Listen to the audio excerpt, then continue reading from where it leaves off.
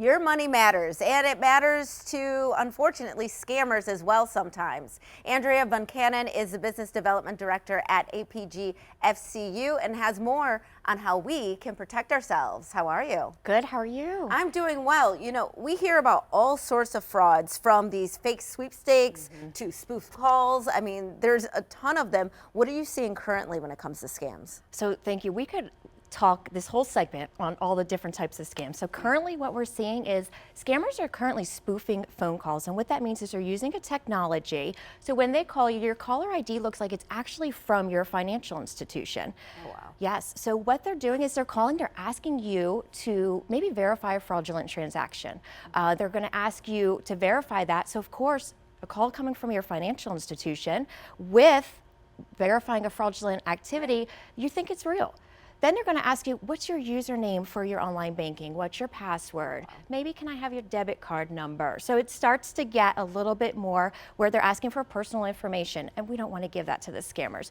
So what we want to do is maybe hang up the phone call if you start to ask for more personal information, and call your financial institution with a number that you know directly, and so then that way you can verify, did I really have a fraudulent transaction? Absolutely. Okay, so that's one red flag that we should look for. Are there any others? Yeah, there's a lot of red flags when it comes to scammers. So the first thing is they're going to call you, maybe text you even now, with verifying that they're from maybe a government agency, IRS, Social Security, Medicare, your financial institution that we just talked about. Right. They're going to call, they're maybe say that there's a problem, or maybe that there is a prize, right? So a prize. Yes. A problem could be maybe the IRS wants you to, you owe the money to the IRS. Which is always a frightening my concept, gosh, right? yes. You don't want to get that call. Yes, and so they'll ask you about that, and then a prize maybe. Maybe you won a lottery. Yeah. Maybe a sweepstakes. Well, we want that call. Yes.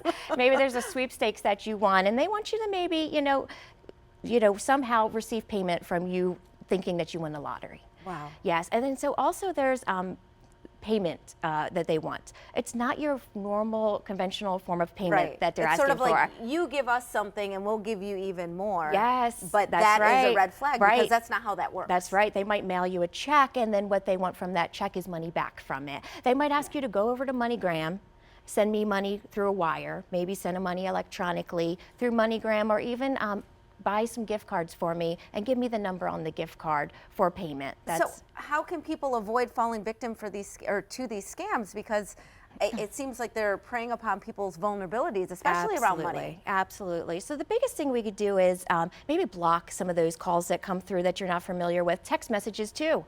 They come through text messages as well. So block those text messages, block those calls.